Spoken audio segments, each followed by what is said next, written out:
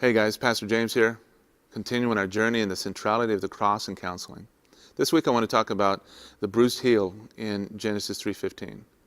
After the fall, God confronts Satan with a prophecy, how he was going to bruise the heel of Jesus as Jesus crushes his head.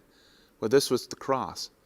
So this shows the contrast, that what Satan did to Jesus on the cross was a bruised heel in comparison to what Jesus did to Satan, a crushed head. And what does this mean to the believer? What does this mean to us? This means that we also share in that bruised heel. We know that we share in the victory of Christ, but we also have to understand we share in the bruised heel. We share in the sufferings of Christ. So what this means is that we're not going to suffer more than what Jesus did on the cross.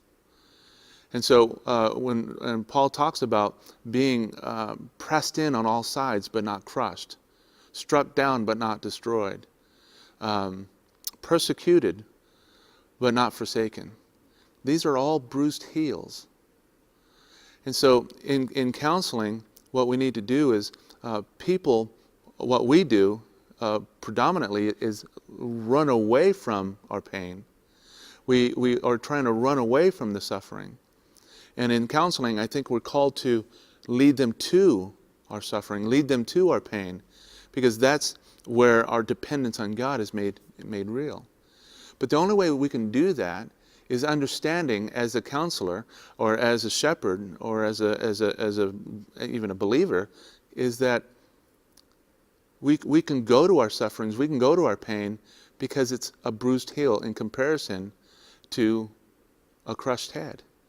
And in no way am I saying that I'm minimizing the pain or minimizing the sin that people are enduring because of evil. What I want to do is maximize the glory of God, maximize His comfort, maximize His peace, maximize His love, maximize His kindness and goodness, maximize His grace, so we can understand what suffering well really looks like for the believer. And suffering well really understands that we suffer a bruised heel.